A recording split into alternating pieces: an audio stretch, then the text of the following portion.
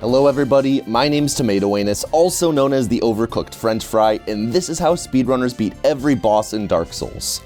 This segmented all bosses speedrun was performed by my friend Regal, who also helped with the script to make sure I didn't say anything wrong. Hi, my name's Regal.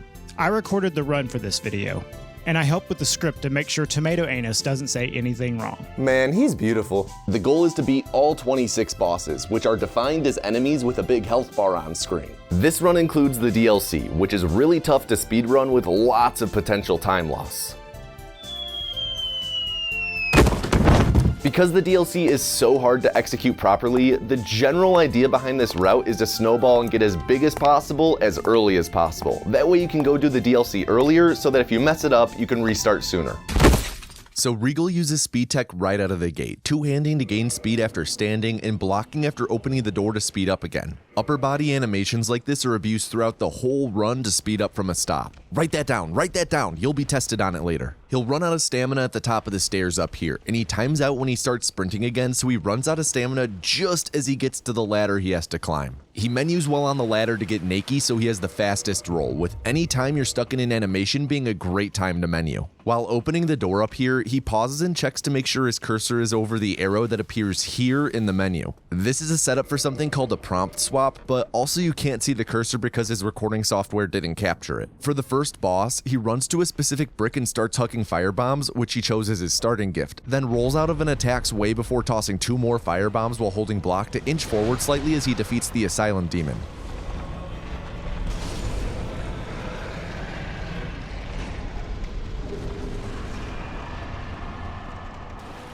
Previously on Tomato Anus. I'm holiday shopping with my roommate, Pastoni Tony Marinara, but we didn't want to see what we got each other. Same here. Hey, should the 4 of us all do an escape room together right now?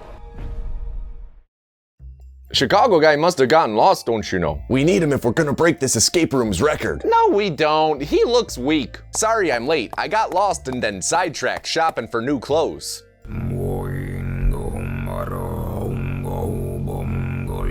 Aw, crap! Get to it! This is the plan? You betcha. Say, where did you get your new clothes, Chicago guy? My new graphic tees? Oh, these I got from Into the AM. They sell a wide range of clothes, from graphic tees to express yourself, to basic tees for slick everyday wear, or even pants. I didn't get any pants, just tees. That's okay. Pants are overrated. I think you might be interested, Gavin. The shirts are premium and comfy, so I'm sure they'd appease your sensitive nipples. Plus, Into the AM uses eco-friendly inks. I know that's a concern of yours as well. I'll consider it. My feet are really starting to hurt. You can get 10% off your order at Into the AM by clicking the link in the description and using code TOMATO at checkout. Again, 10% off your order, link in the description, code TOMATO at checkout. Damn it, Chicago guy. I didn't want to get any wrinkles.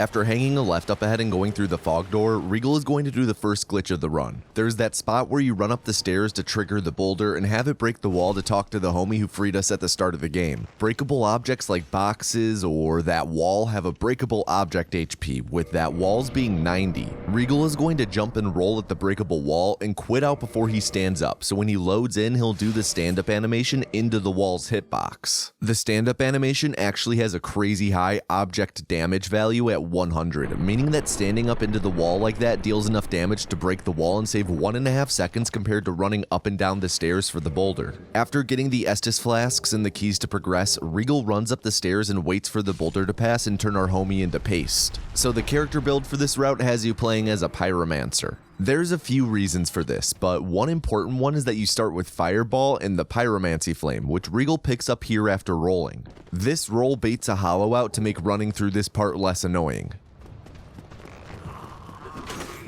He's then going to quit out as he opens the door, then he'll load back in. This skips the door's opening animation and saves time since the speedrun is timed with in-game time. I just mentioned that one of the important reasons this route has you play as a pyromancer is you start with Fireball and the Pyromancy Flame, which are important since later in the run they'll be used to wrong warp and save about 30 to 40 seconds. Here Regal pulls up his key settings while jumping into the cutscene trigger to leave the tutorial area. This skips a tutorial overlay that pops in when you load in that typically prevents you from sprinting. He immediately rests at Firelink Shrine and levels dexterity to 10, since the first weapon he's going to use in this run requires it. Speaking of levels, another reason why Pyromancer is used is it has a good arrangement of stats, even at level 1, but more importantly, the armor is super useful for something later called air rolls, but we don't have to worry about that for a bit. So right now, Regal's big goal is to get to Anor Londo while getting gear and killing bosses along the way. The first place he'll pass through en route to Anor Londo is the Undead Burg, where he's going to first stop by the Undead Merchant, blowing by enemies along the way.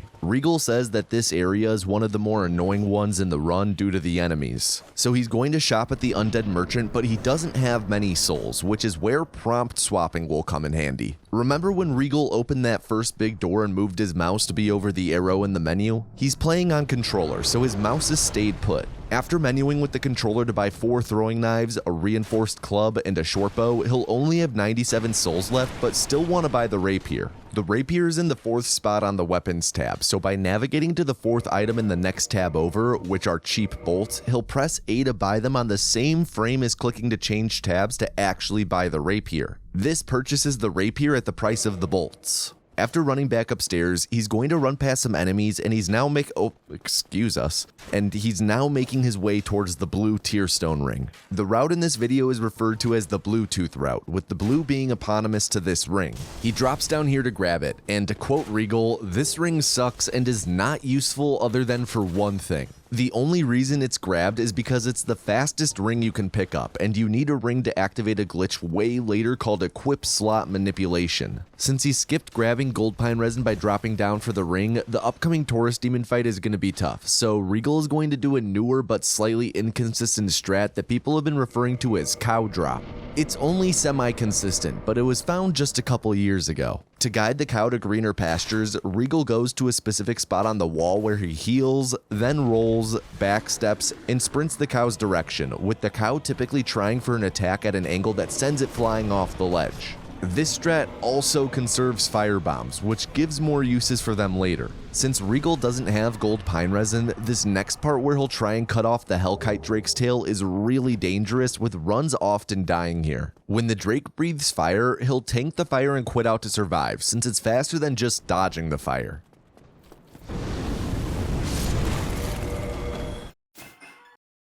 He'll then aggro the Drake with a throwing knife while dodging arrows, land a second throwing knife for required extra damage, and has to narrowly land several R2 attacks to cut off the tail for the Drake sword.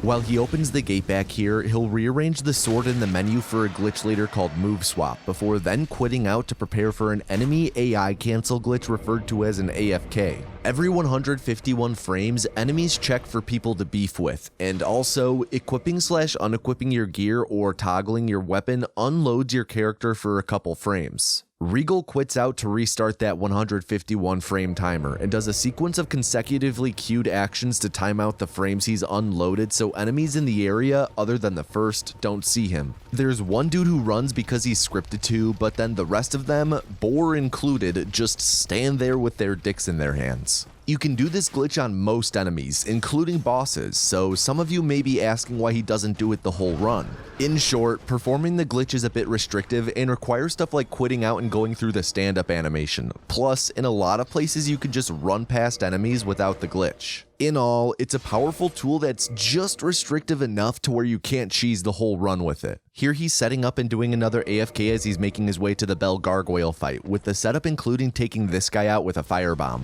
When he climbs the ladders to the fight ahead, he's going to set up Move Swap, which is an incredibly important piece of tech that lets you attack with one weapon while having the attack animation of a different, ideally faster weapon. Regal is going to queue up some actions, including two-handing a bow he has equipped in his left hand, but he'll swap the Drake sword in its place before the queued action of two-handing the bow happens. This makes the game two-hand the Drake sword in your left hand, and since the bow doesn't have any data on rolling, running, or plunging attacks, the game takes that info from the right hand, which is the rapier, so this makes the Drake sword have the rolling, running, and plunging attack animations of the rapier, which is super fast and hits twice on running attacks. So Regal runs to a specific spot and throws a firebomb before triggering the Bell Gargoyle fight, with it landing and cutting off the first Gargie's tail as the Gargie spawns. He uses his rapier animation Drake Sword to land a strong double poke, but his attacks still expend stamina like a normal Drake Sword, so he has to regen before attacking again. Regal times a quit out for right as the Gargis die, but before the arena updates to stable ground, since the game loads you in at your last stable ground location after quit outs. That way he loads in just outside the arena and saves some walking. If you haven't watched my previous Dark Souls videos, stable ground is ground that isn't moving that you can walk on, with the game constantly remembering your last stable ground position. He does another quit out here to de-aggro enemies while going back through the room filled with hollows he AFK'd through earlier. He still has to run past so many dudes who want his autograph though, and once he gets outside to a spot out of range of all enemies but one, he quits out to once again de-aggro. When he loads back in, he'll begin Sen's Gate Skip, where he lures the enemy down the nearby path to a specific spot on the stairs where he parries and riposts. Doing this in this exact spot barely clips your foot out of bounds where it clips the trigger for the death cam that plays when you fall out of bounds, with that trigger being situated right above the death trigger itself. When in this state, a lock is placed on the game where nothing new is loaded in or unloaded, since you're supposed to be dead anyway. He has to navigate in this view through the world as he heads to a nearby bonfire he wants to rest at, but he has to have good enough movement to get far enough ahead of the enemy he parried, because that dude is pissed and booking it after him. At the bonfire, he'll dump levels into endurance to boost his stamina, but also because he needs to ultimately get it to 38 for a couple things later. So the spot where he did the parry was just far enough where the floor at Sen's Fortress is loaded, but the gate blocking you isn't, so you can just run past where the gate is and quit out to reset the game back to normal and be inside of Sen's Fortress without ever ringing any bells. In fact, he won't be ringing any bells this run, other than the bosses of course. The obstacles inside of Sen's Fortress are cycle based, so where you quit out and load back in determines the cycle you'll have when you run through. The run through Sen's Fortress is actually kinda comfy for runners. You can just sprint past pretty much all of the obstacles and enemies. Something I probably should have called out by now if it weren't for a lack of time is that speedrunners typically play as a male. Females accelerate faster than males, but males decelerate slower than females. If you toggle your weapon when you start sprinting though, males accelerate at the same speed as females, which eliminates females' acceleration advantage, but males still have the deceleration advantage. Side note, here Regal jumps to start the rolling animation and sets up a move swap before the animation ends. Setting up move swap like this is one of the more difficult pieces of tech for beginners to get down, since it requires very specific inputs and this game isn't very easy to menu in. So the weapon toggling to eliminate the male acceleration disadvantage is ultimately pretty minor and saves just a couple seconds over the span of an hour-long run. Also, due to a different one-handed idle animation, you can't do some glitches as female unless you two-hand, so that's another reason to play as male. Here Regal quit out to despawn the boulder that was about to roll down the stairs he's on. He still maintains move swap through all this, which again is when he cued a two-handing of his bow in the left hand but swapped to the Drake Sword before it could happen. This gives the Drake Sword the rolling, running, and plunging attacks of the rapier. Because he has move swap set up, you won't see him toggling his weapon to eliminate the male acceleration disadvantage I just talked about. That would undo his move swap. Instead, you'll see him block a lot. This also speeds up the acceleration when sprinting, but you can't regen stamina during it like toggling. Blocking while sprinting does have a big utility though. It prevents you from jumping if you press B. Instead of jumping when pressing B, you roll if you're blocking, which is really handy if you're in combat. Regal's got a bit more running to do before he reaches the Iron Golem, so let's talk a little bit about the Bluetooth route. I've alluded to this a couple times, but the goal for the beginning of the Bluetooth route is all about getting to Anor Londo as fast as possible for two things. Our future main source of damage, the Dragon Tooth, and also the Lord Vessel, which will allow Regal to warp around the map and save a lot of time. He's been taking care of any bosses he passes on his way to Anor Londo so he doesn't have to backtrack later, with him having gone slightly out of the way for the Bell Gargoyles. He's also been acquiring gear along the way to help take out bosses he encounters before getting Dragon Tooth. Speaking of, the Iron Golem here is the last boss he's using the Drake Sword for, and it's a very technical fight with very specific movement, timing, and positioning. Regal needs to deal 400 damage below the kneecap to stagger the golem, so he aims his camera super far down, which actually aims your sword down. He then has to deal an additional 200 damage, all while executing on the very specific movements to manipulate manipulate the golem into just the right spot so when it takes the 200 damage and falls, he topples out of the arena. Beating the Iron Golem brings him to Anor Londo, where while regenning stamina between toggle sprints, he menus to equip the Iron Golem core he just got for beating it. Man, I got so many Iron Golem cores as a teenager. When used, the Iron Golem core is a one-time use that gives you 12,000 souls, but Regal is going to be able to use it multiple times by using confirmation box dupes. Similar to Move Swap, he'll cue the action of using the core, but he'll go into the menu here and use an Estus Flask before the cued core use happens. When he then confirms to use the core, he gets the 12,000 souls, but instead an Estus Flask charge is used. He can really do this as many times as he wants to farm souls, but it's slow to just sit there and dupe over and over. Since he had to wait on the elevator regardless though, it's nice to get one dupe in. He sets up another move swap here while climbing up this bridge, which isn't entirely necessary, but it's nice to have a thrusting attack just in case enemies decide to get in his way when he's on the rafters up here. In this run, he ended up getting pretty lucky with these dudes not running in front of him, except for one dude who he gives the Gibby stop sign treatment.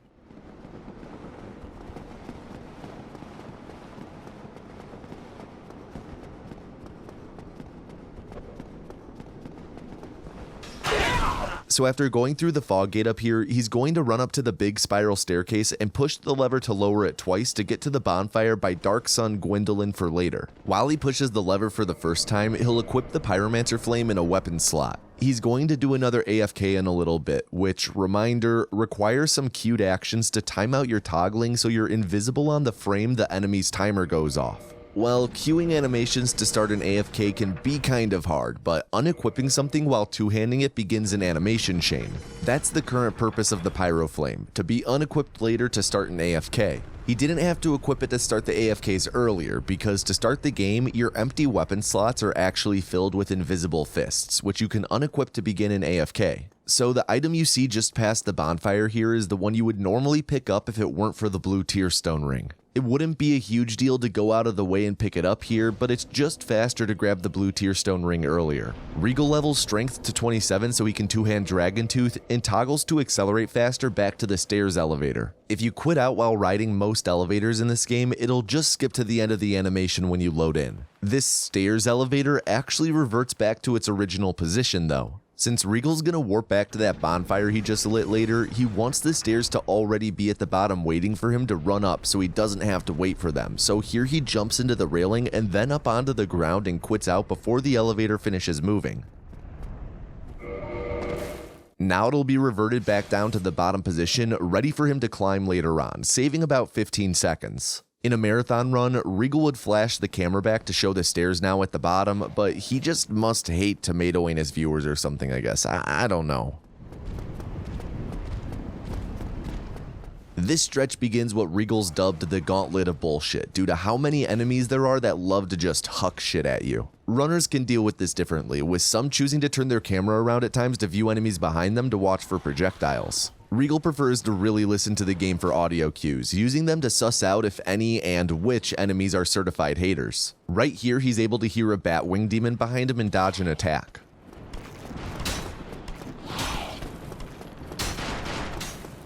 At the top up here, he'll take a right and there's a Silver Knight there who can block your path. If that happens, you have a few options, one of which being you can bait him off the ledge if he does the right movements to start, but here Regal had to settle with hitting him with Lifespan Hammer.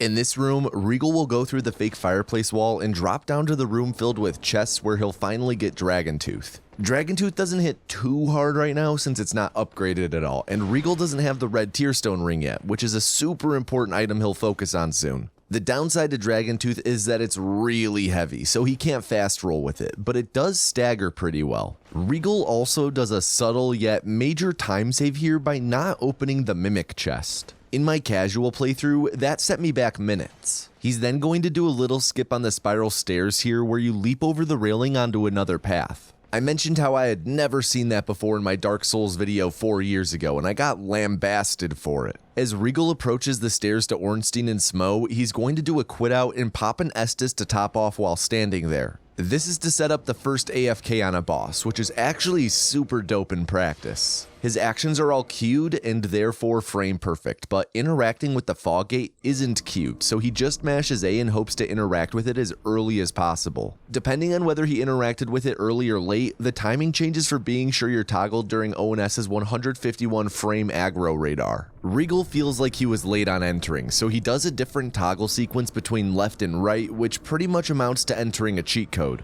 The hard part of this is Regal has to set up a move swap in the midst of all the toggling to maintain AFK. He opens with 2 running attacks before dropping back to evade while regenning stamina before popping back in to kill Ornstein with a running attack. You can perform running attacks out of step back dodges, so Regal does one here to running attack to open phase 2 since the cutscene that plays interrupts sprinting but not the step back. This staggers Smough, and you regen enough stamina in time to running attack again, stunlocking Smough for the rest of the fight.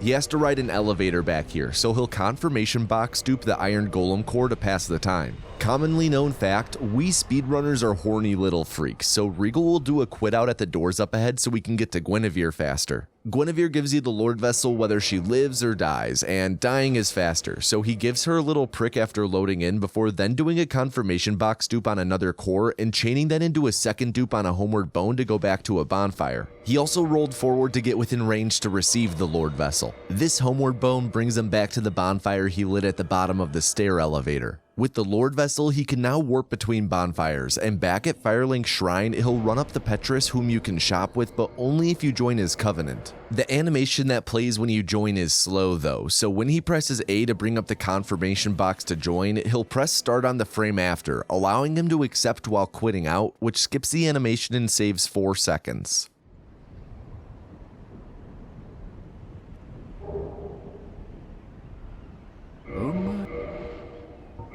Very well.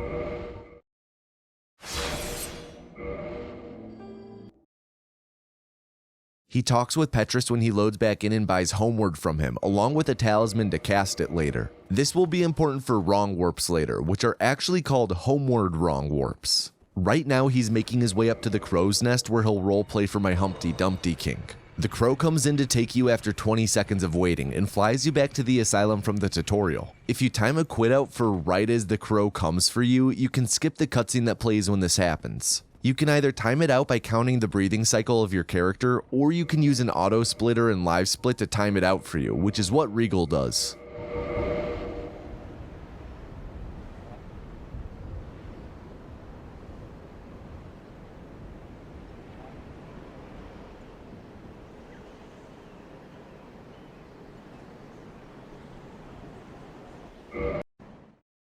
As he loads in, he kicks off an AFK with the animation of equipping the hilt that he started with here. How poetic. Despite the AFK, these guys still greet you like little cousins at the family party, but they don't bite. He sets up a move swap with Dragontooth as he walks into the arena for the Stray Demon, which is a pretty annoying and random fight in the speedrun. The demon has an enormous health pool, Regal still hasn't upgraded Dragontooth yet, and he still doesn't have Red Tearstone Ring.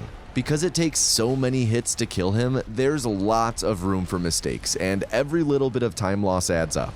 Speaking of the Red Tearstone Ring though, why are we fighting the Stray Demon now as opposed to later in the run when we're stronger? Well, the next big power spike is when he gets the Red Tearstone Ring, so that's his priority. The fastest way to get the ring though is via a glitch, and in order to do that glitch, he has to get a specific item. That item is in the Painted World of Ariamis, and to get to the Painted World, you need the Peculiar Doll, which is located here at the Asylum. So he's here to get the doll to be able to get the Red Tearstone Ring as fast as possible, so he can get as big as possible as quick as possible. And may as well kill the Stray Demon while he's here. Here Regal Homeward Bones while getting a haircut from this knight he baited, and he returns to the bonfire at the bottom of the stairs elevator in Anne Orlando, which, speaking of, someone turned off the lights in Anne Orlando, not sure who. We're all trying to find the guy who did this and give him a spanking. The spiral staircase elevator is at the bottom because of the quit out he did earlier after jumping off before it arrived at the top. He catches his breath after sprinting up the stairs away from the dark, spooky basement, and scratches his ass by toggling his bow, which is an ergonomic way to toggle sprint since you can hit the trigger instead of the D-pad. He's making his way to the painted world to get the red sign soapstone, which is the item that'll allow him to do the glitch to get the red tearstone ring, which will really ramp his power. But to get there, he has to run through this hall filled with the cultists from 2016's The Void.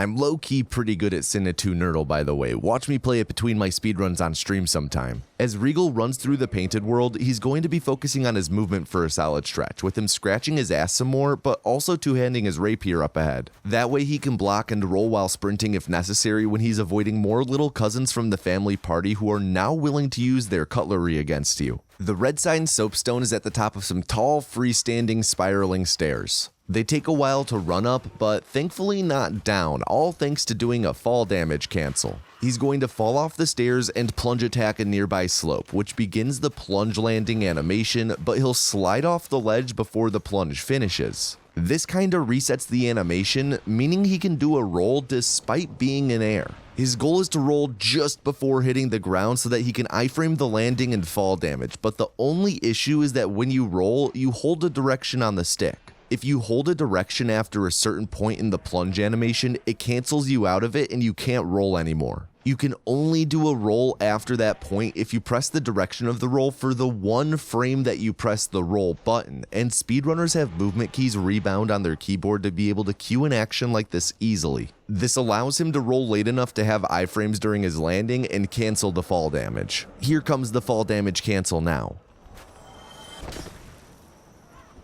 That was the first of many fall damage cancels throughout the run. Some will use the delayed roll like this one did, others will use other means. Here, Regal does a really easy skip where by dropping down off the ledge in this spot, he lands on some convenient collision and can then walk onto the final pathway of the area, pretty much skipping all of the painted world. While he runs on this bridge to crossbreed Priscilla, he does a routed gradual zigzag to avoid arrows while Yo Mama gets up from the couch to get the mail and shakes the whole damn house. Regal's gonna do a quit out right up here, but not for normal reasons like de-aggroing enemies. Priscilla teleports away from you after you hit her, but usually she's invulnerable while teleporting. If you quit out near her arena though, you can get 2 hits in while she's teleporting away. Bosses sometimes behave oddly when you quit out near them, and in this case, it nets an extra hit that eliminates a whole attack cycle of hers. Back in the day, runners used to throw a knife or shoot an arrow at Priscilla since when she turns invisible, that projectile doesn't, and you can use it to track her. Taking time to throw or shoot is slow though, and thankfully if you lock onto her as she's teleporting away, the lock-on will follow her while invisible. But for it to work every time, you need to stand in a place where you can see everywhere she can move to, which this exact spot happens to be.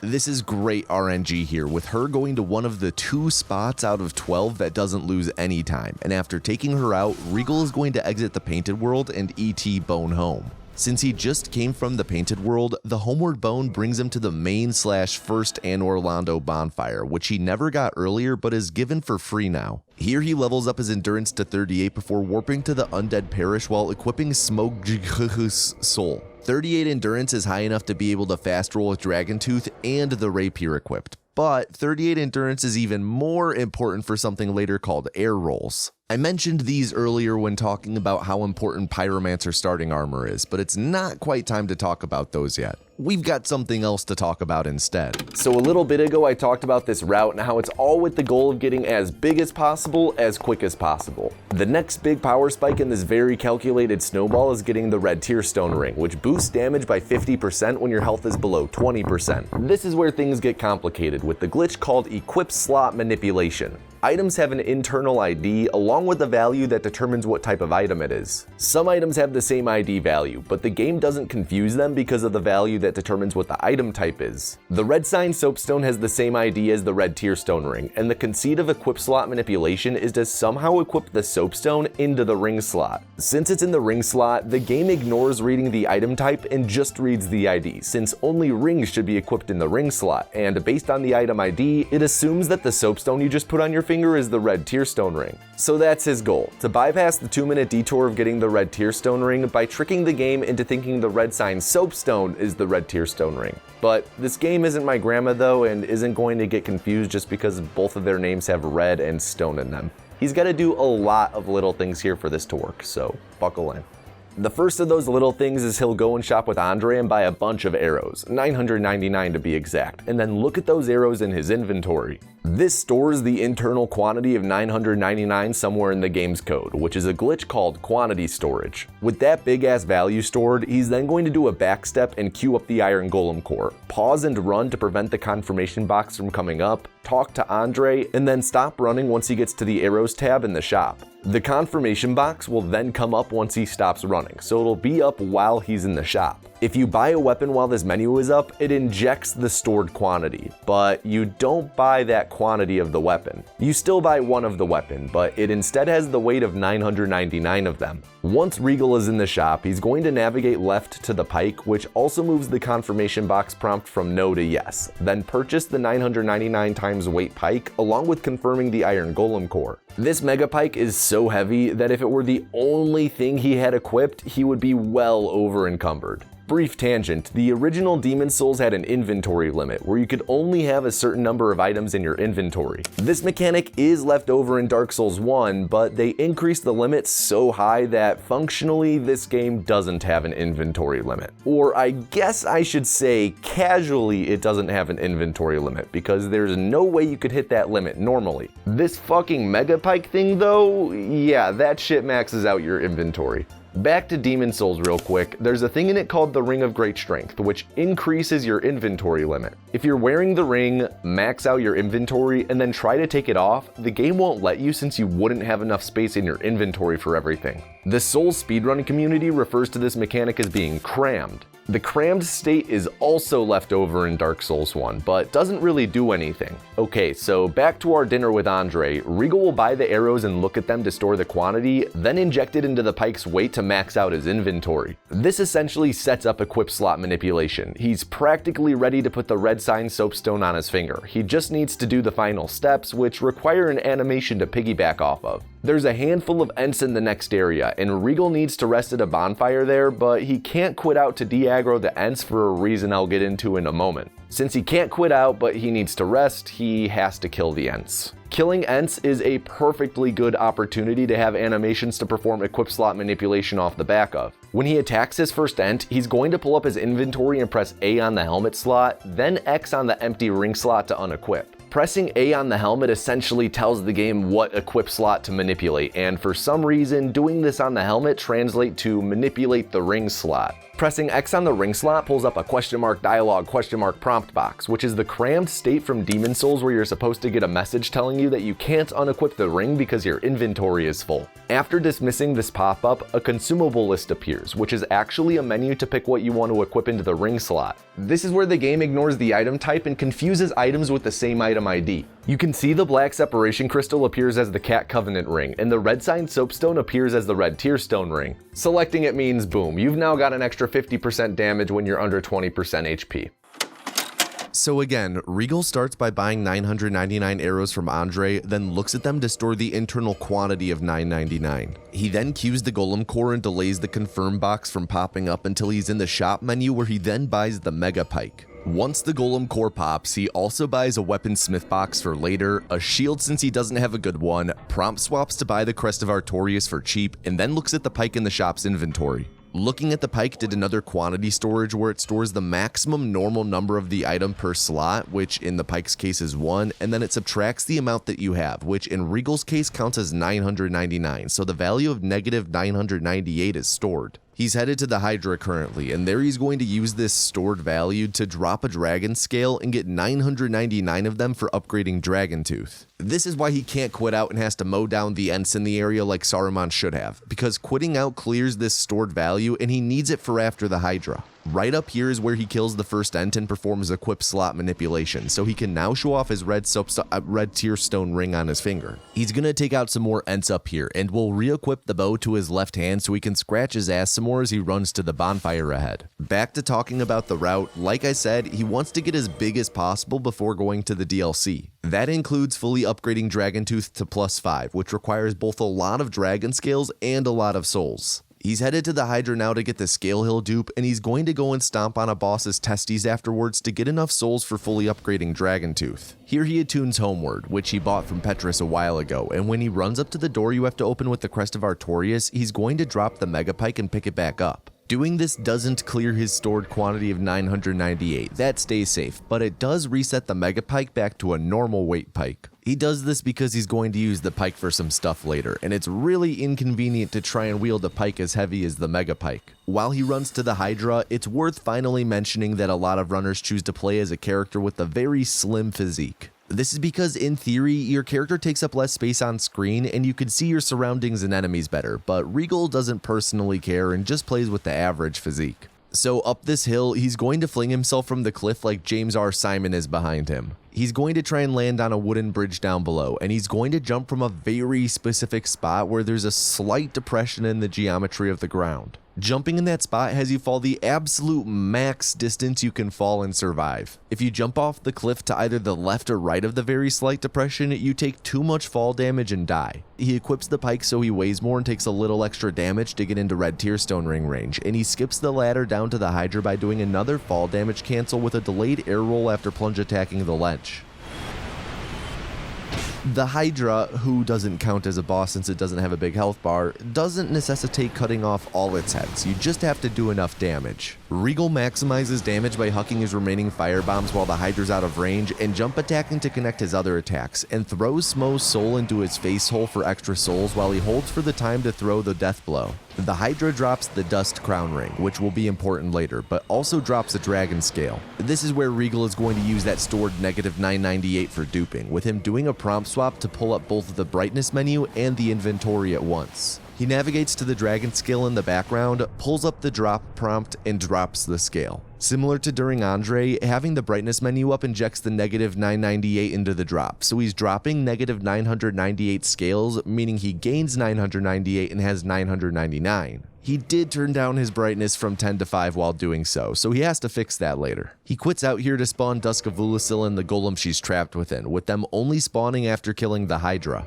To have DLC access, you need to rescue Dusk, and to rescue Dusk, you need to kill the golem. This is super easy here with it doing a jump attack, meaning Regal can just poke its belly for the kill, freeing Dusk. You don't actually have to talk to Dusk though, you can just kill her to set up the next part of unlocking the DLC. He sets his brightness back to 10 after confirmation box duping a bone to go back to the last bonfire, then uses all his souls to upgrade Dragontooth to +2. After that he'll warp to the Anor Londo bonfire, which is the one he was automatically given when he boned after Priscilla in the Painted World. He doesn't rest at this bonfire as he wants to keep the hidden one in Darkroot as his most recent since you can't warp to it. So like I mentioned a bit ago, he's currently trying to max out Dragontooth at +5 so he's at his max strength for the DLC since it's really hard. You need an item called the Broken Pendant to enter the DLC, which is dropped by a golem at the Duke's Archives, but it's only dropped after you've rescued Dusk of Ulasil, which he just did. Also located at the Archives is Seath the Scaleless, who will give just more than enough souls to fully upgrade Dragontooth and is also a pretty easy fight right now. So he got the material for the upgrades while setting up the DLC access item, then gets the souls for the upgrades while getting the DLC access item. So the golden fog gate at the Archives is still there since Regal has neither rung the bells nor placed the Lord Vessel. He's going to skip the golden cock block by doing Seamwalk Archives Golden Fog Gate Skip, or SWAG FGS for short. This is super hard to do optimally because it's so finicky and also hard to see with a bunch of leaves in the way, but he does a bunch of super precise bow setups here to roll into and from very specific spots to Seamwalk up the slope and skip the gold fog gate. The bow setups help a lot because it's normally hard to roll perfectly forward, but aiming with the bow locks you into 4-directional rolling, which makes this consistent as long as you're aiming in the right spots. The collision from this Seamwalk goes right on top of the roof of the Archives, which, gotta say, Seath must have really skimped on construction costs. There is practically zero foundation to this place. So if you try and jump when you don't have enough stamina, your jump gets stored, and the next time you go neutral on the stick, your character will jump immediately. Regal sets up one of those stored jumps right here. Here's a pretty tough clip to get back in bounds, but there's a setup where Regal will run and wedge himself in a specific spot, aim at an exact spot with the bow, then stop moving, activating the neutral jump, making this tough clip consistent. He quits out for safety to avoid the boar, completing swag FGS. After running around the boar's ass, he's going to ride an elevator up ahead, and after that ride, he's going to take out the crystal golem that drops the DLC access item.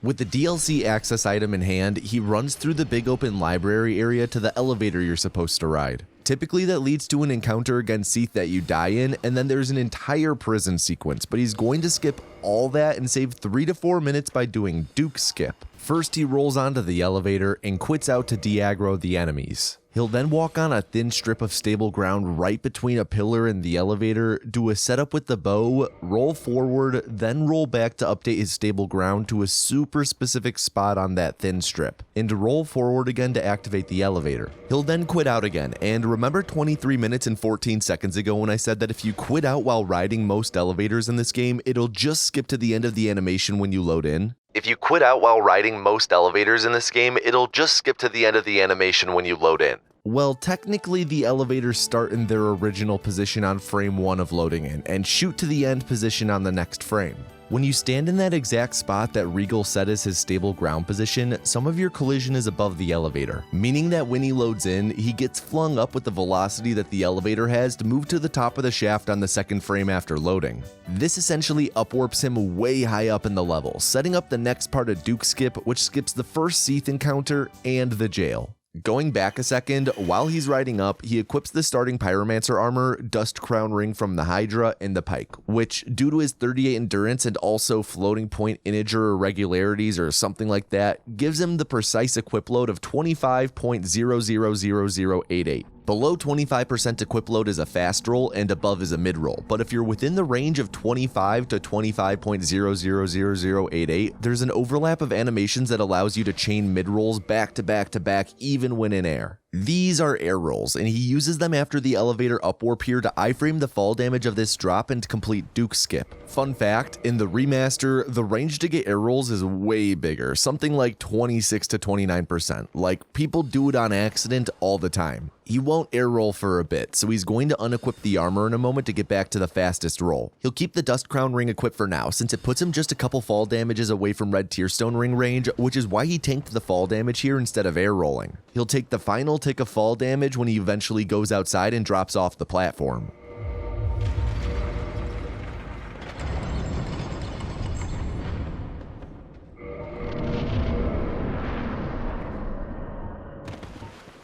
Up ahead, he's going to do a slope quit out as part of a super sketchy skip that's really high risk for a medium high reward of saving 20 seconds. This skip is so tough that runners will typically point it out in marathons but not do it. So if you die to fall damage on a slope, there's a slight delay before you actually die. Regal is going to jump and pull up the menu, land on a slope to die of fall damage, and time a quit out the moment he touches the ground in his stable ground position updates, but before the delay ends and he dies. You might ask why he doesn't just air roll this fall, and it's because he needs to jump to avoid a kill box and he can't air roll after jumping. After loading back in, he crosses the Leap of Faith from the Last Crusade, and up ahead he's gonna pass by a bunch of leggy clams. He's going to try and do some specific pathing around them, which when done right, gets them stuck on each other and factors them out of the equation for the Seath fight.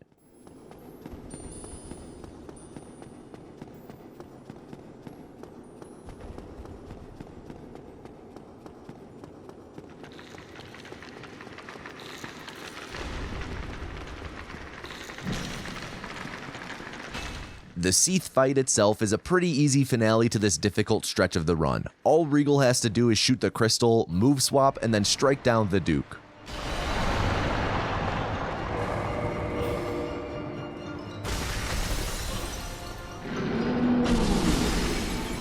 As John Wayne dies, Regal will pop the soul of Priscilla and Homeward Bones to the hidden bonfire in Darkroot. He now has loads more souls, especially after eating Elvis's ex, so here he maxes out Dragontooth to +5 to be fully huged out. Before he goes to the DLC, he's going to take care of one other boss real quick, Dark Sun Gwendolyn. He warps to the Dark Moon Tomb bonfire at the bottom of that big spiral staircase elevator in Anor Londo, with him having grabbed that bonfire a long time ago for this very moment. He sets up another AFK as he loads in and runs to the Gwendolyn fight, and like earlier, he has different toggle combos to do whether he interacts with the fog wall fast or slow, which ended up being fast here. The advent of AFK has completely solved this fight, where after move swapping Dragoontooth, he's able to take her out without her ever teleporting.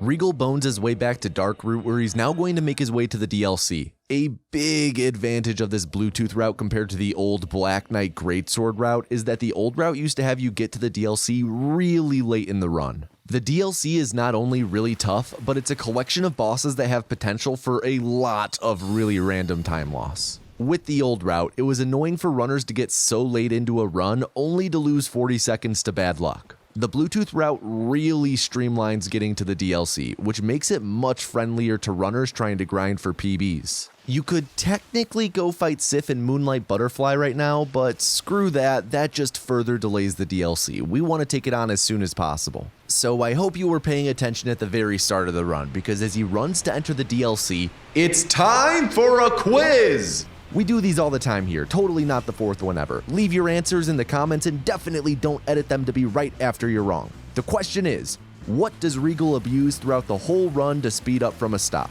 Is it A, a broken toggling animation, B, a broken blocking animation, C, a broken bow aiming animation, or D, none of the above? 5 seconds on the clock.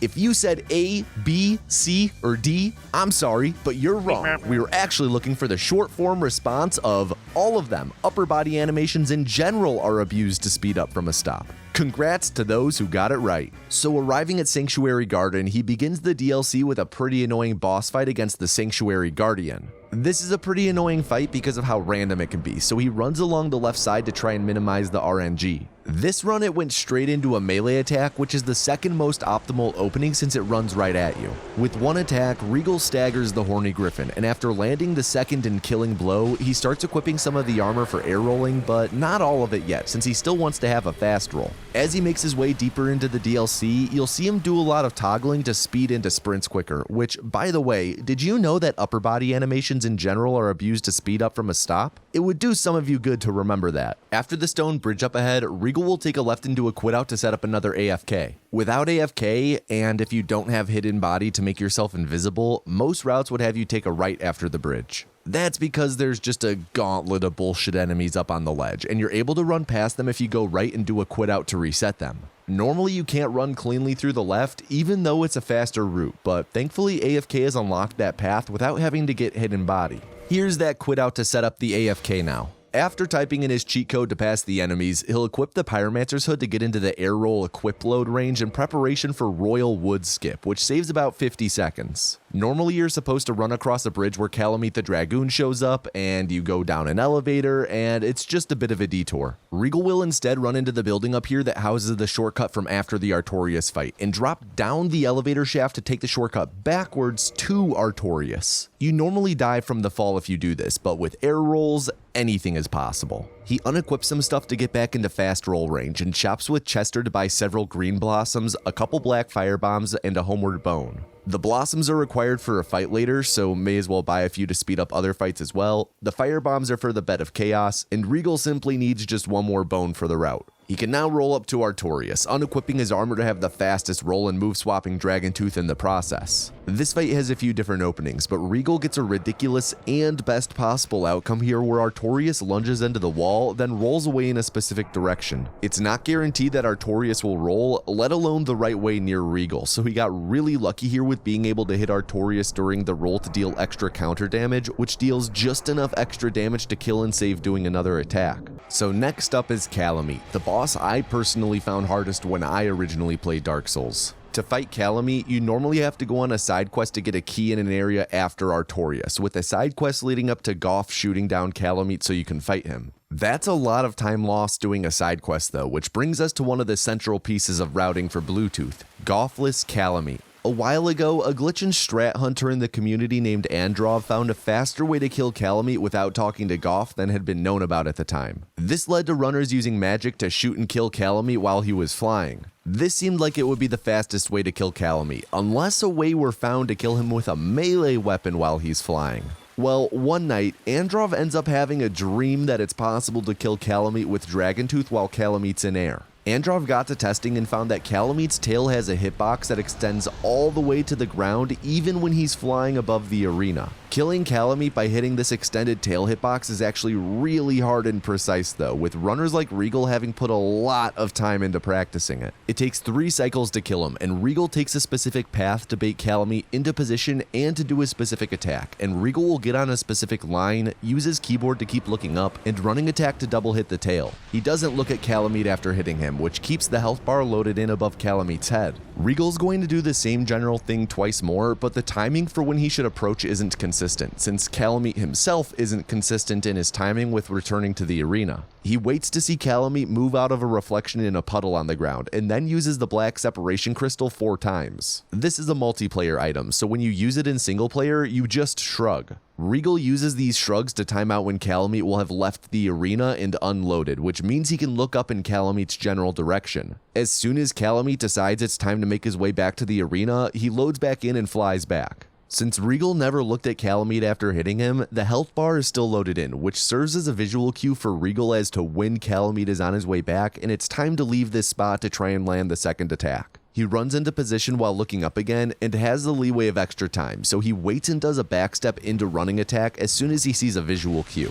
Regal will do the same thing then for the 3rd cycle, and after, he'll then re-equip everything for air rolls. Killing Calamite this way doesn't cause him to die immediately. He has to finish a flying away animation, and as soon as that ends, he'll die. Regal will watch Calamite to see when he begins his death animation, at which point he'll quit out to warp back to his most recent stable ground position. This will bring him back outside the arena where he killed some dogs on his way in, which skips having to climb way back up.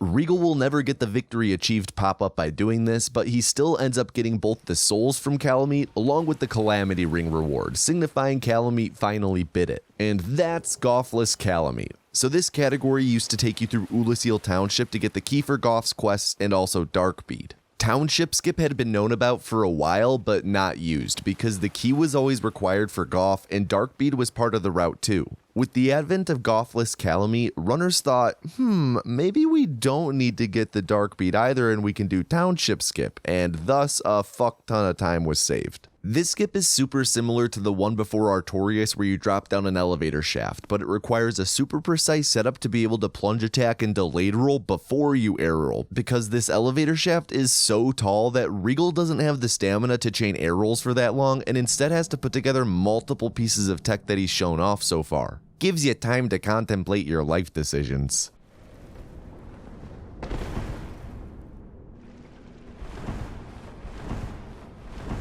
It's difficult to say exactly how much time Township skip saves because of how intertwined it is with Goffless Calamite, but not going to the Township cuts out about a minute of running alone. Down in the Chasm of the Abyss, he's now basically right next to Manus, and along the way there, he'll repeatedly chip away at his health with fall damage to enter Red Tearstone Ring range, again having the Dusk Crown Ring equipped to start off at half health. Regal is going to do a minor skip called Manus Foggate skip to save about 3 seconds. He's going to jump into Manus' arena from above and skip the Foggate, and the distance he drops should normally be lethal. Except the arena is coded so that you don't take fall damage in it, because normally there's no way you'd be able to land in it in general. After thankfully not walking in on Manus stroking it like I did to my college roommate on move-in day, Regal pops a Green Blossom for extra stamina regen, rolls through Manus' mean left hook, and running attacks in. He makes Manus check his hand for holes after rolling through another swipe and brings him to phase 2 with another attack.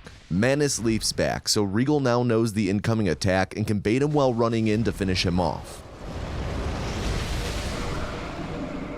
After returning to Darkroot via another duped bone, he begins making his way to Moonlight Butterfly, the DLC a bloody pulp in his wake as he resumes his reckoning. Anyway, normally you run a different direction to Butterfly, but this way, despite being slower pathing, gets you into Red Tearstone Ring range, with it really looking like you should be dead. While he sinks his tooth in this tree's ass up here, it's worth talking about how this fight he's going to be move swapping to the Pike instead of the Rapier. The Pike's running attack hits are much closer in succession. The Rapier hits like ba ba, while the Pike hits like ba ba. You normally don't use the Pike because it's hard to land and aim compared to the Rapier, but Butterfly has a super small window where it's hittable with melee from a specific spot on the walkway. The Pike lands both hits during that small window while the Rapier does not, and when move swapped with Dragontooth, it one-shots the boss and essentially skips it. Regal locks on while wedging himself in this corner and times out a backstep into running attack with about a quarter second after the tail wisps start to freak out. Butterfly is invulnerable as it flies in, but loses that state pretty much right as this attack lands, meaning that you kill the boss about as fast as possible. Bone dupe again, BTW. Regal equipped a specific amount of armor for one of the most annoying Red Tearstone Ring setups, since you take a hit from an enemy that can be pretty random. The armor is an attempt to normalize the amount of damage you take. The Souls speedruns community refers to her as Consistent Knight. Regal's now on his way to Sif, with him saying that doing Sif after the DLC feels really weird after doing it the other way for years. He's going to do a quit out when he opens the door to Sif's arena to of course skip the animation, but also to make Sif act weird like how we did with Priscilla earlier in the Painted World. Again, to Regal's knowledge, it's not really understood why quitting out near bosses makes them behave differently, but it is an observed phenomenon. The way it affects Sif is it makes him turn around before coming at you. This will buy Regal just enough time to get the Hornet Ring in the center of the arena in one go, rather than luring Sif away first. You'll actually be able to see Sif kinda turned away after grabbing the ring, but I'll have to slow it down a bit to see clearly. I'll put some visuals to point them out.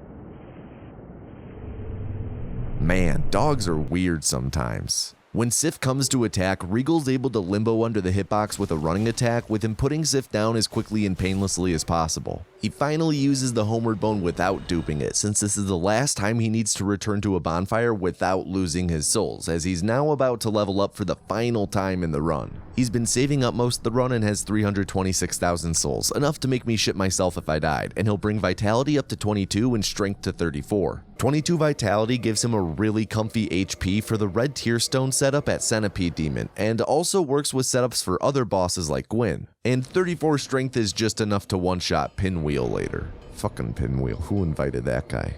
He then begins making his way to the ever-ridiculous Blighttown skip. You might be asking, oh, why doesn't he just use the Master Key? That's you, that's what you sound like. He doesn't need the Master Key because he's got Blighttown skip. At the elevator down here, he'll stand and aim in very specific spots and cue firing an arrow but roll out of it. This lets him roll without taking a step first, which makes him roll the same distance every time. This updates his stable ground position to an exact location on the edge of the elevator. He wedges himself into a corner and backsteps a couple times to normalize his position, then aims in another specific spot and rolls off and on the elevator at the bottom. It takes 4 frames for your stable ground position to update, and he touches for fewer, so his stable ground position is at the top still, but touching the ground here makes this area, New Londo, load in. When he then quits out, he loads back in at the top of the elevator since his stable ground position is there, but the area at the bottom of the elevator is loaded in, not the area at the top, so the ground isn't loaded and he falls immediately. If you spawn in air like this, then when you splat and die to fall damage, there's a delay between landing and death that's just long enough to quit out after your position updates, but before you die to void the fall damage, similar to the slope quit out before Seath. He landed on a seam which is apparently stable ground, and on here he'll do another bow lineup and backstep to drop to another seam that's just perfectly placed to land on, and also put him in Red Tearstone Ring range.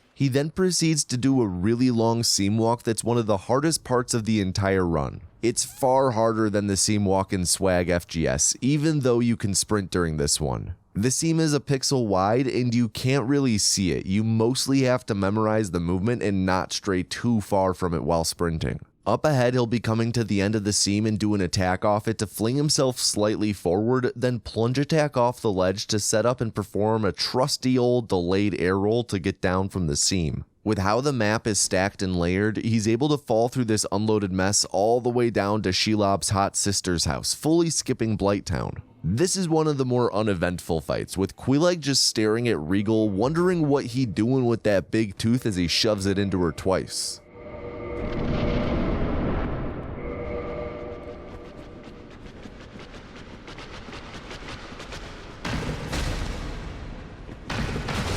He pops an Estus Flask after killing her because he's going to be dropping some distance in just a moment with Fire Sage Elevator Clip, continuing this relentless sequence of trick after trick. So there's an elevator up ahead that spawns in slightly after you load in. Also, whenever you quit out and load back in, you go through the standing up animation, which slightly pushes you back. After dropping down to the late loading elevator, he's going to spam quit outs to slowly inch himself backwards into the elevator before it can load in each time. This will eventually inch him far back enough to fall into the elevator's gaping hole and drop all the way down to the Demon Fire Sage boss, which is another clone of the Asylum Demon, meaning he's plungeable, and Regal can do that to avoid fall damage and deal a ton of damage. Because you don't interact with the Fog Gate for it, its AI never activates, so many runners think this is the best boss in the game because it doesn't fight back and it lets you do a really cool skip. So the most recent bonfire Regal is rested at was Undead Parish, which is important for the next big glitch he's going to do, Wrong Warps. Every area in the game has a set of default failsafe coordinates, where if the game for some reason loses track of where you are, your location gets set to there. Regal is going to make the game lose track of his coordinates while warping to the Undead Parish to load in at the parish's default location, which will put him closer to the next boss, Capra Demon. He's going to make the game lose track of his coordinates by resting at a bonfire while the game is fading out, which normally isn't possible. He'll achieve it though by doing a spell swap, which is a glitch that lets him cast one spell with the animation of another, with him planning to use Homeward with Fireball's animation.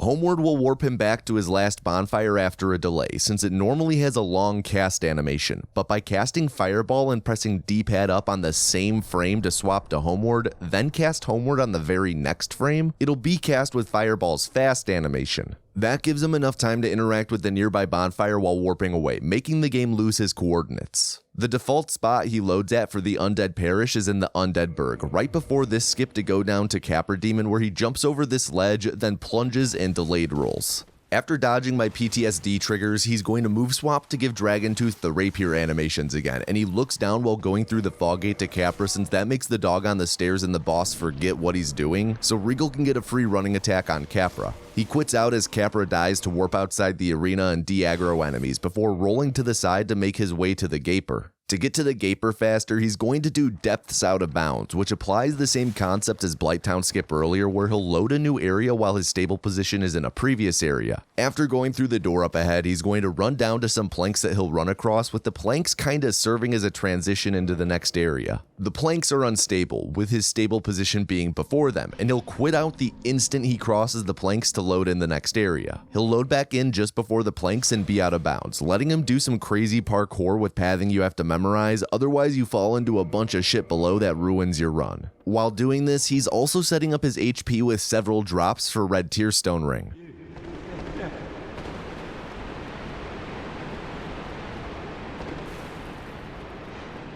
When he walks back in bounds, he's going to do a jump towards some rats and quit out, but mid-jump he clips the top of a railing. The top of the railing is stable ground, so he'll load in as the madman at the party, looking for attention by standing somewhere precarious. He'll then do a coyote jump to jump over the ledge into the Gaper's arena while getting into Tearstone range. There's a 25% chance old Gaper does an opening that loses you a ton of time, but thankfully here he did the slam attack, meaning Regal could stick his tooth into and out of and into the Gaper and call it a day. He warps back to the Demon Ruins using the Dark Sign, with this being where he wrong warped from when he rested as he was loading away. Here he's going to do a kinda specific plunge off Treebeard's pube to save around a second of running. He's currently making his way to the Centipede Demon fight. This fight is the main reason he leveled Vitality to 22, since that gives him a specific amount of HP that's good for setting up Red Tearstone. While he goes through the Fog Gate up here, he's going to equip and unequip the Calamity Ring he got from Calamite. This does some indexing so that when Regal goes to equip the ring he gets from Centipede Demon later, it'll be the first item and save on some menuing. To properly set up Red Tearstone Ring in this fight, he rolls through the first gap of lava he crosses and runs through the second, which is a really nice consistent setup. He does some very specific pathing en route to a running attack to bait Centipede into jumping with his 100 tiny legs and doing a jump attack. He backsteps through the attack since backstep has infinite poison, he can't get staggered, also takes greatly reduced damage from landing underneath the landing, and becomes the Centipede's bottom from hell. Regal will top off his health with Estus Flasks before then equipping the reward ring for this fight, which greatly reduces damage from lava. This is muy importante because he now has to run a fairly long stretch to get to the bed of chaos. This long running stretch is pretty tough visually. Not just in the video due to how OBS handles the encoding in this stretch, but just in general the game doesn't look good here. It doesn't look good on Regal's screen either. There's more bloom here than on a YA shelf. Also, as he runs around past the walking dragon asses up ahead, he's going to have some pretty good pathing to get through unscathed. The dragon asses can be awful with aggroing and attacking. In general though, as he runs to the bed of chaos, Regal is largely staring at his stamina bar, trying to be efficient with his management. While he walks fast on his way downtown, I'd just like to say, as always, that I hope you're all doing well. If you're not, then please remember, as always, that no feeling is final. Feelings of dread and despair hang over us way too easily. It's hard to make them go away, and it often can take a long time for that to happen. It does happen though, even if little by little, even if you don't notice it on a day-to-day basis. It might feel pointless with those feelings clouding over you, but those feelings cannot take tomorrow away from you. You will still be here, resilient. While the days that can't be taken away pass by, things can and will get better. Again, even if little by little and even if unnoticed. You'll one day look back on today and think about where you were. Because like I always say, that's exactly what it is. Where you were, not who you were. You are not defined by those feelings. You are so much more than that. I can't pretend like things aren't really tough right now for a lot of people, but please, if it helps for even a day, keep with you that no feeling is final.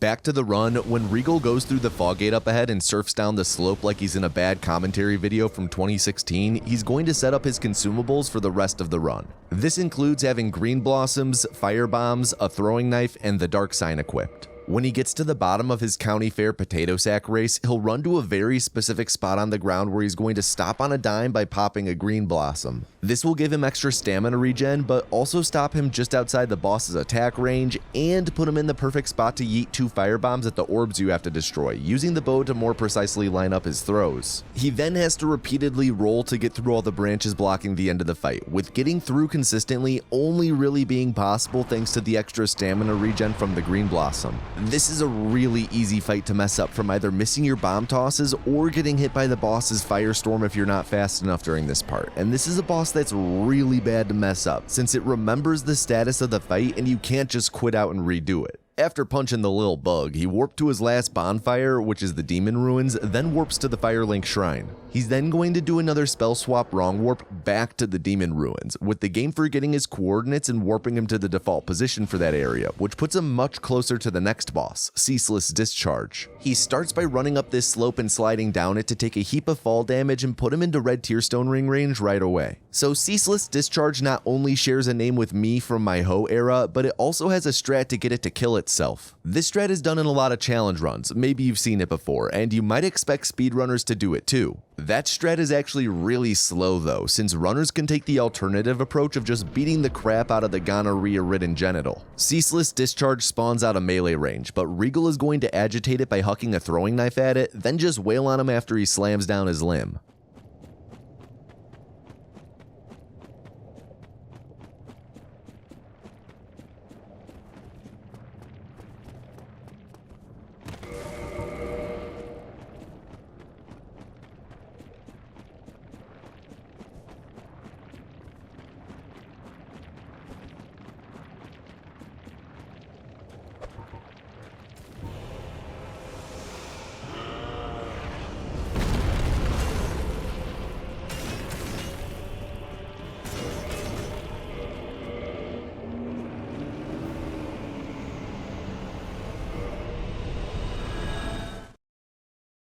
Regal warps back to Firelink after the fight and now begins making his way to the Four Kings, located in the Abyss. He takes some chip damage while jumping down to the elevator from Blighttown skip earlier, which he made sure to send back up after the skip, so it's waiting for him now. He'll run across the elevator to send it down, then time out some back steps to drop down and take just enough damage for Tearstone.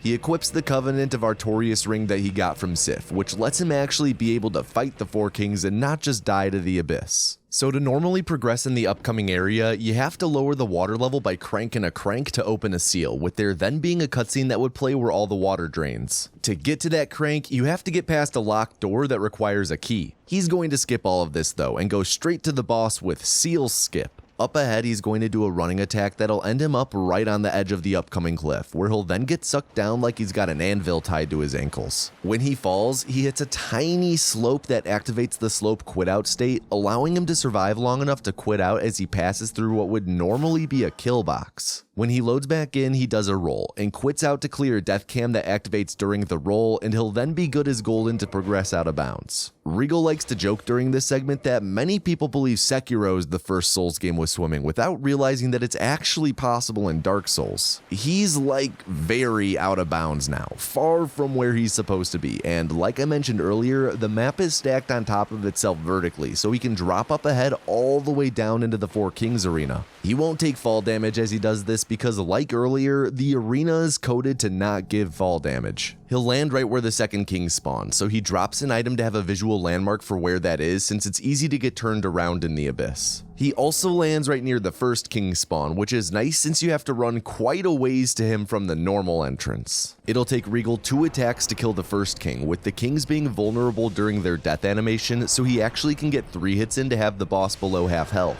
The kings all share a health bar, so if you deal enough damage to the earlier kings, you don't have to fight all 4. The kings spawn on a timer regardless of how fast you're fighting them, and since the timer is consistent, you can actually use this fight song to know when the next king is about to spawn. After locating and standing near his beacon, he waits for his cue before unloading into the king, who doesn't even get a moment to look down and see who's hitting him.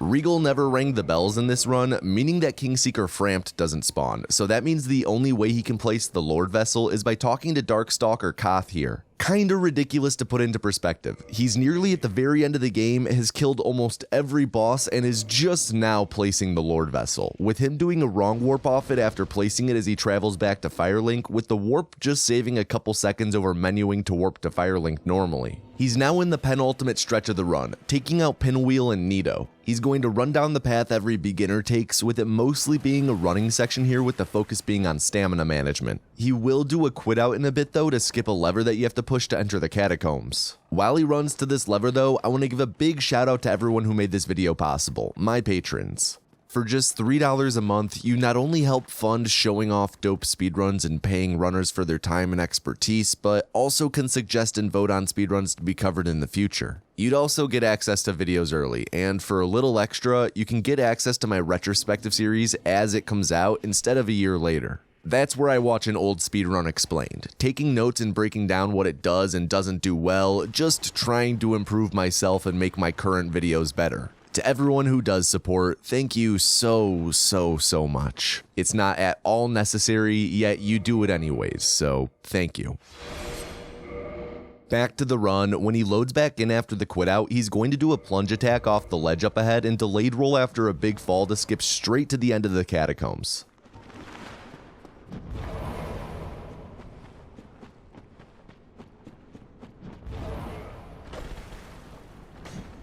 These wheel skeletons aren't too bad if you know how to avoid them, but they still look intimidating in my opinion as they chase to pull Regal's hair up but not out. Going through the fog gate will bring him to Pinwheel's boss arena, where Regal will do a move swap and then strike down Pinwheel like the heretic he is. Reminder that Regal leveled his strength to 34 for this fight, with that being just enough damage to kill Pinwheel in one shot, which I know is for speed, but I like to think it's out of pettiness. He does a neat little optimization after the fight where normally the Rite of Kindling pops up and it's this big annoying thing that prevents you from doing anything, but by having the start menu up, it blocks that from opening and you can hop on the ladder immediately. He also equipped the bow in place of Dragon Tooth while climbing up. This puts his equip load into a very specific range that he needs. Your weight affects your recovery animation timing, and he's going to be doing an AFK in a little bit that only works with a specific recovery animation timing. He now begins a really dope area to watch. Running through the Tomb of Giants is a nightmare casually since it's so dark, but Regal might know a thing or two about where he's going.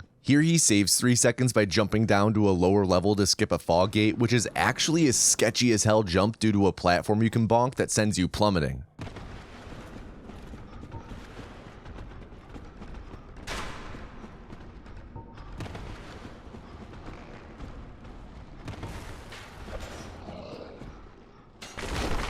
After this sizable drop, he's at just about half HP, which is perfect since he's going to be dropping into the Nito area, which will deal about half his HP's worth of damage and get him into ring range.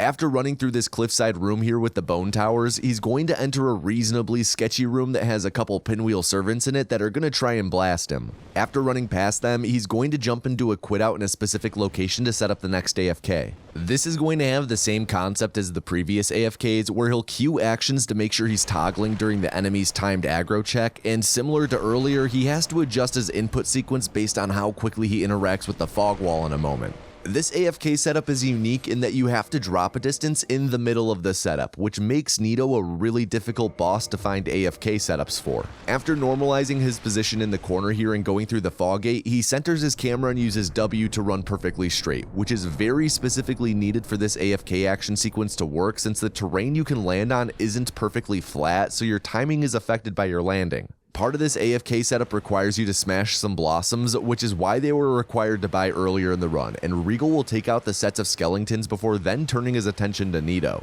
Regal loves this AFK, since you'd normally have to wail on Nito and hope he doesn't do his scream attack or AoE attack since they just lose time, all while dealing with the skeletons, but now you don't have to give a shit about anything other than executing the AFK perfectly, which is precise in its own right. As Nito dies, Regal equips his shield for the final fight, equipment to wrong warp one last time, and also his armor to have a bit more defense for the final red Tearstone ring setup. The last place he rested was at the Lord Vessel and Firelink altar, and the default location for theirs actually behind the nearby big door and in the kiln of the first flame, so here he does the final wrong warp of the run to instantly load into the final area of the game. He can now begin making his way to the final boss of the game and run, Gwyn. Similar to earlier, he sets up red Tearstone ring with an enemy's attack here, with the armor serving to normalize the amount of damage he takes to make sure the ring is active. So Gwyn is famously weak to parry / riposte, with him dying off of 2. The first parry you're guaranteed to get, if you're good, since he opens with a parryable attack, but Regal doesn't have the damage to kill in one parry riposte. After the opening attack, Gwyn has 3 moves he can do. One that's slow and easy to parry, one that's a grab that you have to dodge, and one fast attack that's too fast to react to, so runners will just hold block when Gwyn is choosing attacks in case the fast attack comes out. This is the other main reason why Regal equipped all the armor and shield. It gives him just enough defense to survive the fast attack should he have to block it. Some categories are super optimized in that you'll barely have any health here and wouldn't be able to tank the damage from the block, so when you run those routes, it comes down to a dice roll if you'll die on the final boss. Regal also equipped the Hornet Ring that he got during the Sif fight, since it makes critical attacks such as ripostes deal more damage, and is a key part to making sure Gwyn will die in 2 ripostes. Gwyn also has 2 death animations where one is slow and takes a while, and the other is fast and saves 6 to 7 seconds. Thankfully, the near instant death animation happens if you kill him with a riposte. In this run, Regal lands that first free riposte and then waits to see which of the 3 attacks Gwyn does next, blocking in anticipation.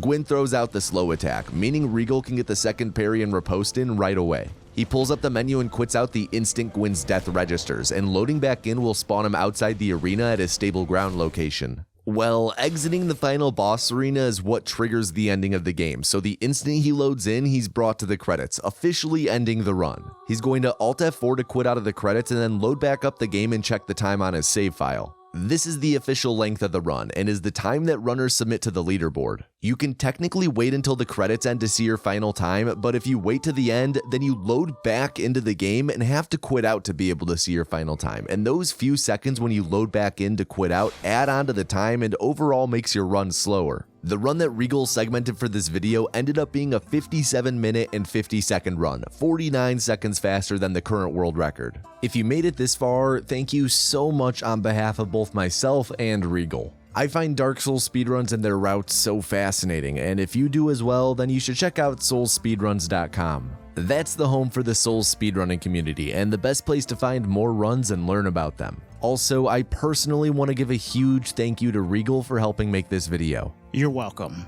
I approached him at AGDQ 2024 about making it, and it was something that we planned all of last year. Please do check out Regal's stuff. He's such a dope dude, and I can't recommend enough that you drop in on his streams to chill. That's all for this video though. This was an all bosses speedrun of Dark Souls. I've been Tomato Anus, and I hope you have an above average day.